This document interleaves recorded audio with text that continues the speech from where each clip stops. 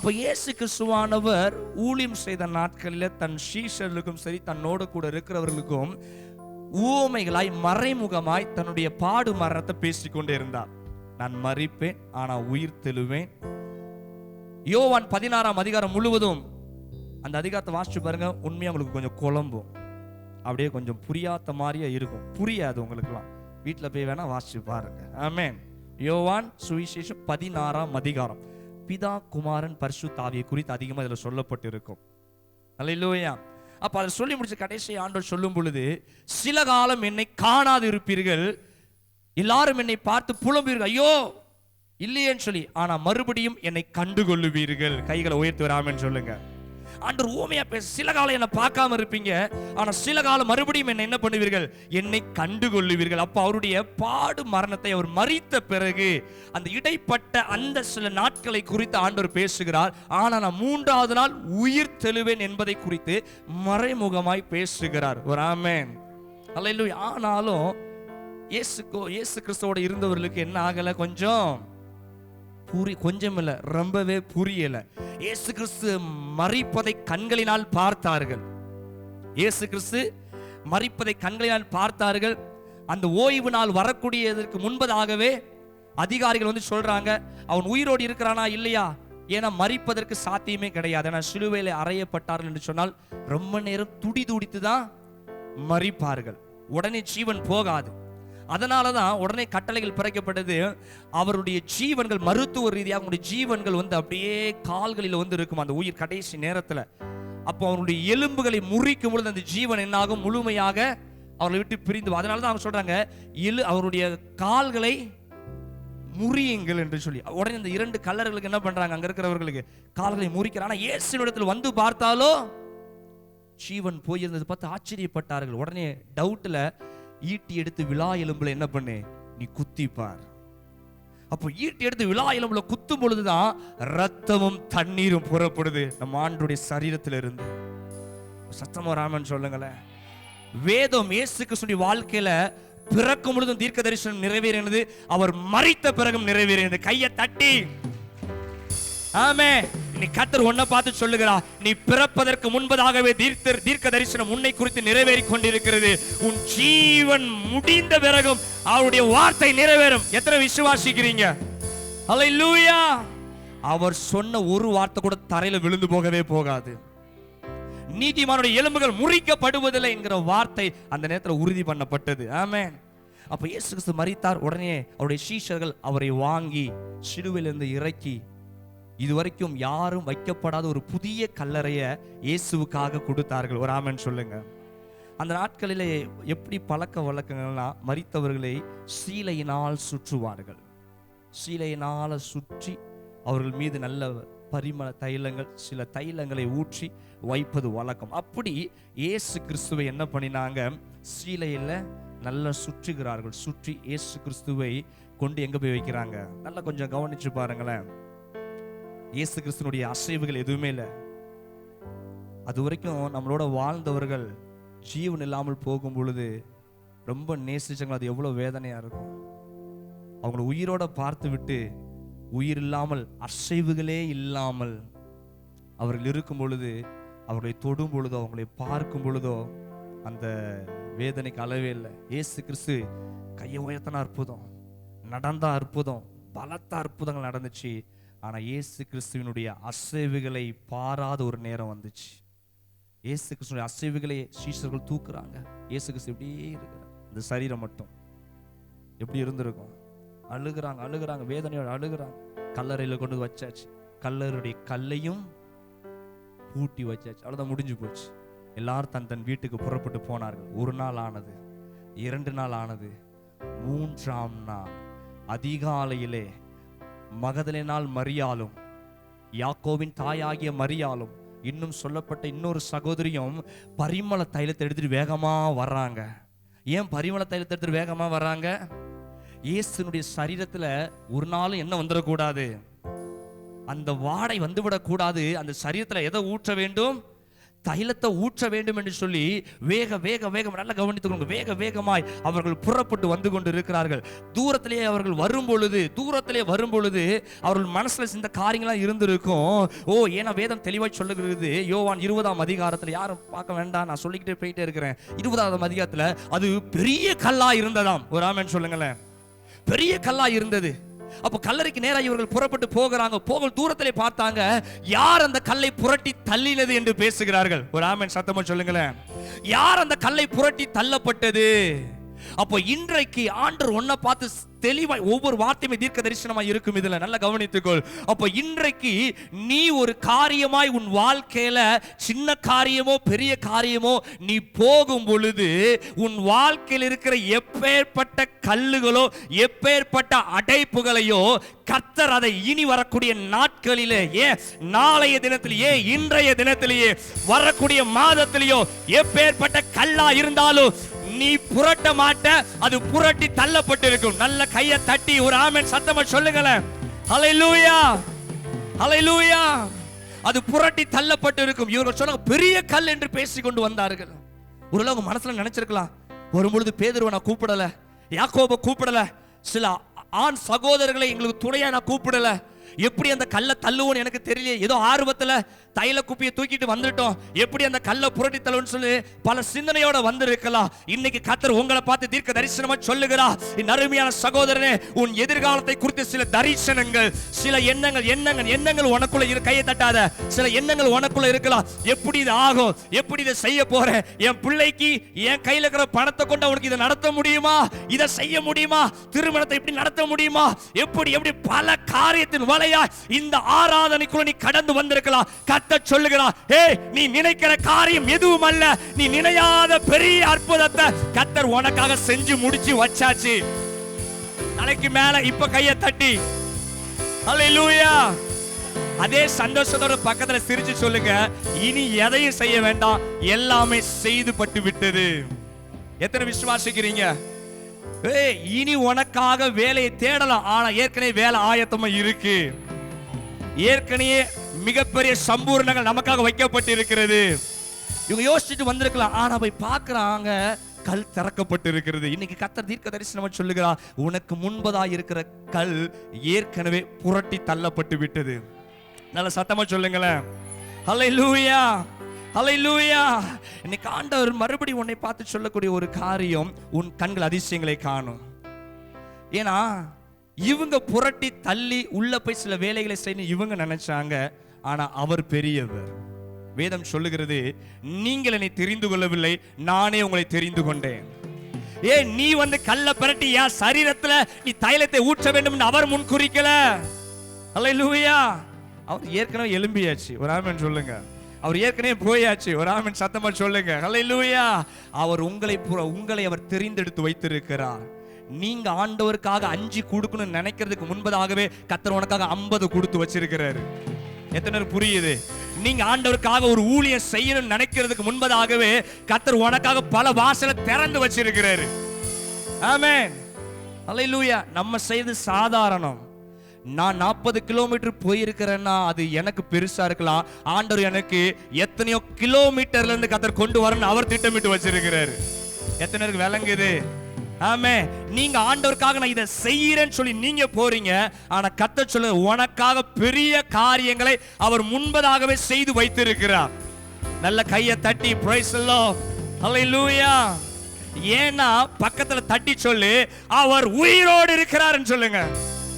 ஆமென். ஏன் சத்தம் தான் ஏன் வருது? நல்ல சத்தமா சொல்லுங்க. ஆமென். ஏன் இந்த ஆசீர்வாதங்கள், ஏன் கல்லை கர்த்தர் இப்படி நம்ம வாழ்க்கையில் இருக்கிற தடைகளை புரட்டி தள்ளுகிறார்னா அவர் உயிரோடு இருக்கிறார். உன் வாழ்க்கையில எது தடைப்பட்டு இருக்குதோ சொல்லுங்க, தடைக்கு முன்ன போய் இருந்து சொல்லுங்க, என் ஆண்டவர் உயிரோடு இருக்கிறார், என் ஆண்டவர் ஜீவனோடு இருக்கிறார். அது வியாதி ஆனாலும் சரி, எவ்வளவு பெரிய பிரச்சனை ஆனாலும் சரி, எவ்வளவு பெரிய ஆசீர்வாத குறைவுகள் ஆனாலும் சரி, என் ஆண்டவர் உயிரோடு இருக்கிறாரியா. இவைகள் மாறும், இவைகளை கர்த்தர் ஏற்கனவே எனக்கு செய்து முடித்து விட்டார். சத்தமா ஹல்லேலூயா. இப்போ இந்த அம்மா வேகமா உள்ள போறாங்க. உள்ள போய் பார்க்கறாங்க. உள்ள போய் பார்த்தா அங்க ஒரு தேவ தூதர்கள் அவர்களை பார்த்து சொல்றாங்க, என்னமா தேடுறீங்க? எங்க ஆண்டவரை நாங்க பார்க்கணுமே. அப்பன்னு சொல்லும் பொழுது அந்த தேவதூதன் சொல்லுகிறாங்க, அவர் ஏற்கனவே போயாச்சு. ஒரு ஆமென் சொல்லுங்க. ஆமென். அவர் ஏற்கனவே கலிலேயாவை தேடி அவர் போய்விட்டார். கையை தட்டி நல்ல ஒரு ஆமென் சொல்லுங்க. ஆமென். நீ எங்க இருந்து வரியோ அவர் அங்க போயாச்சு. நம்ம தான் என்னைக்குமே லேட்டு, அவர் என்னைக்குமே ஃபாஸ்ட். ஆமென். நீ தான் ஊழியத்துல லேட்டு, அவர் ரொம்ப ஃபாஸ்ட். நீங்க தான் கொடுக்கறதுல லேட்டு, அவர் ஏற்கனவே ஃபாஸ்ட். நீங்க தான் சில கிரியைகளில லேட்டு, அவர் கிரியைகள் என்னைக்குமே ஃபாஸ்ட். எத்தனை நல்லா விளங்குது? அல்லேலூயா. நம்ம ஆண்டவர் என்னைக்குமே தாமதிக்கிறவர் அல்ல. என் ஆண்டவர் எதையுமே சரியான நேரத்தில் சரியாய் செய்கிறார். 3வது நாள் வர ஆரம்பித்த உடனே எவன் தயவும் இல்லையா? என் ஆண்டவருடைய கல் புரட்டப்பட்டது. கையை தட்டி. மனுஷனுக்கு வேணா கல்லறையை புரட்டி தள்ளுவதற்கு மனிதர்கள் இருக்கலாம், ஆனா ஆண்டவருக்கு தேவையே இல்லை. லாசருவுக்கு ஆண்டவர் சொல்ற கல்லை புரட்டி தள்ளுங்க. இயேசுவுக்கு சொல்லணும் அவசியமா? தானா நடக்கும். ஒரு ஆமென். அவருடைய பிள்ளைக்கு நீ தானா நடக்கும். எத்தனை விசுவாசிக்கிறீங்க? அவருடைய ஊழியக்காரனுக்கு தானா நடக்கும். அவருடைய பிள்ளைகளுக்கு நீ தானா நடக்கும். பேதுரு கையை வச்சு தள்ளி இரும்பு கதவு திறக்கல, தானா திறந்துச்சு. ஆமென். நீ கர்த்தர் ஒன்ன பாச்சு, உனக்கு முன்பதாகவே கர்த்தர் போயாச்சு. ஆமென். உன் பிள்ளையினுடைய படிப்புக்கு முன்பதாக அவருடைய சமூகம் போய்கிட்டு இருக்குது. உன் எல்லை எங்க இருந்தாலும் சரியா, நீ பின்னாடி போற, ஆனா அவர் சமூகம் முன்னாடி போய்கிட்டே இருக்குது. இவர்கள் வருகிறார்கள் கையில குப்பியை தூக்கிக்கிட்டு, ஆனா என் ஆண்டவர் அதற்கு முன்பதாக கலிலேயாவை தேடி போய்கிட்டே இருக்கிறார். ஆமென். உன் ஆசை எதுவோ, உன் ஆசைக்கு முன்பதாகவே பரம திட்டம் போய்கிட்டே இருக்குது. பெரிய தரிசனம் போய்கிட்டே இருக்கு. எத்தனை அதை உணர ஆரம்பிக்கிறீங்க? இன்னைக்கு இந்த கள்ளி குளத்துல உட்கார்ந்து நம்ம இன்னைக்கு ஆண்டவருடைய வார்த்தையை கேட்கிறோம். ஆனா கர்த்தர் பல தேசங்களுக்கு வார்த்தையை கொண்டு போய்கிட்டே இருக்கிறாரு. பல இடங்களுக்கு இந்த வார்த்தையை அவருடைய சமூகத்தில் சுமந்து கொண்டு போய்கிட்டே இருக்கிறாரு. நல்ல கையை தட்டி எஸ் ஆமென். ஹல்லேலூயா, ஹல்லேலூயா. எலியா சொல்லுகிறாரு, பெருமழை வரப்போகுது, ஒரு ரதத்தை எடுத்துக்கொண்டு ஓடுன்னு சொல்லுகிறாரு. அவரும் எத்தனை ரதம், எத்தனை குதிரைகள் வச்சிருந்து பெரிய ரதத்தை வச்சிருந்தா தெரியல. ஆனா வேதம் சொல்லி கர்த்தருடைய கரம் எலியாவோட இருந்ததனால் அவன் ஆகாப்புக்கு முன்பாக தீவிரமாய் ஓடினானா, தீவிரமாய் ஓடினானா. ஆமென். அவருடைய கரம் நம்ம கூட இருக்குன்னு சொன்னா பலவான்களை பார்க்கலும் பேதைகள் மேல போய் நின்றுட்டு இருப்போம். ஆமென். திறமை இல்லாதவர்கள் திறமை உள்ளவர்களுக்கு கூலி கொடுக்கிற காலம் வருது. எத்தனை விளங்குது? சூப்பரா இருந்துச்சு. திறமை இல்லாதவர்கள் திறமை உள்ளவர்களுக்கு கூலி கொடுக்கிற காலம். படிக்காதவர்கள் தனக்கு கீழ் அநேக படித்தவர்களை வேலை வைக்கிற காலம் வருகிறது. உன் பிள்ளைகளுக்கு இப்படிப்பட்ட ஆசீர்வாதத்தை கொடுப்பாருயா. இந்த சபைக்கு அப்படிப்பட்ட ஆசீர்வாதத்தை கொடுப்பாரு. எனக்கு அப்படிப்பட்ட ஆசீர்வாதத்தை கொடுப்பாரு. எத்தனை விசுவாசிக்கிறீங்க?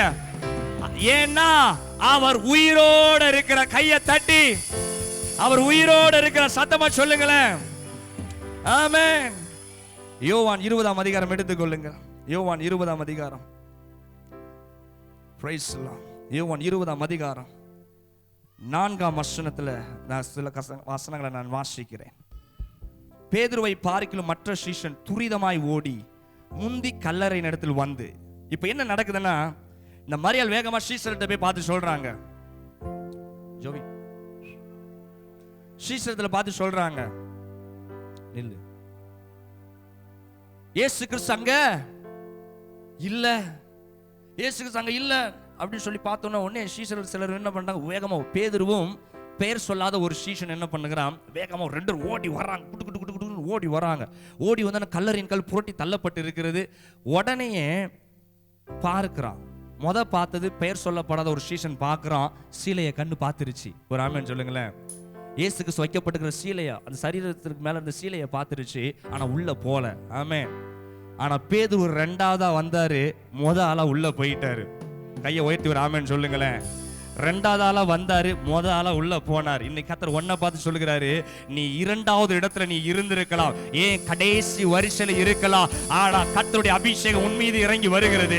உன் பார்வை முதலாவதாக, உன் கரம் முதலாவதாக, உன் பாதங்கள் முதலாவதாக, உன்னுடைய ஆசீர்வாதங்கள் முதலாவதாக சில பிள்ளைகள் மீது தேவ அபிஷேகம் விழுவதை நான் பார்க்கிறேன். ஓ ஷகரலதனமா 12வது ஏர்மாடை உழுது கொண்டிருந்த எலிசாவின் மீது கர்த்தருடைய கண்கள் இருந்தது. ஆமென்.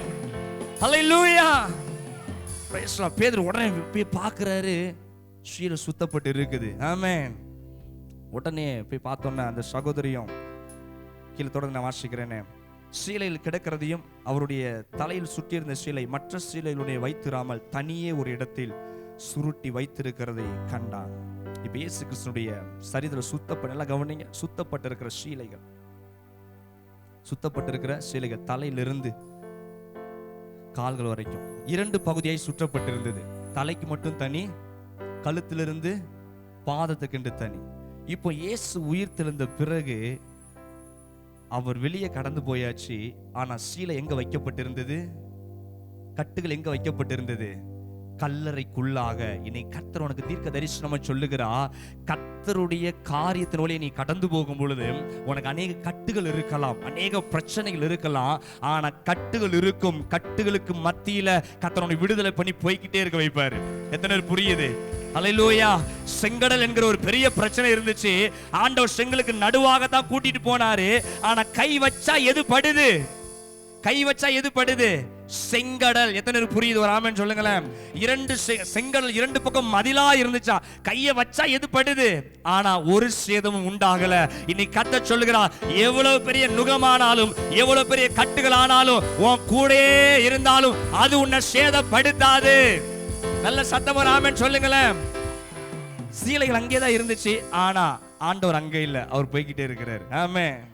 அப்ப இதெல்லாம் பார்த்த உடனே அவங்களுக்குலாம் ஒரே கண்ணு டவுட், வேகமா ஓடியாச்சு. இப்போ மரியாளும் அந்த சகோதரிகளும் வந்து நிற்கிறாங்க. வாங்களேன் தம்பி வாங்க.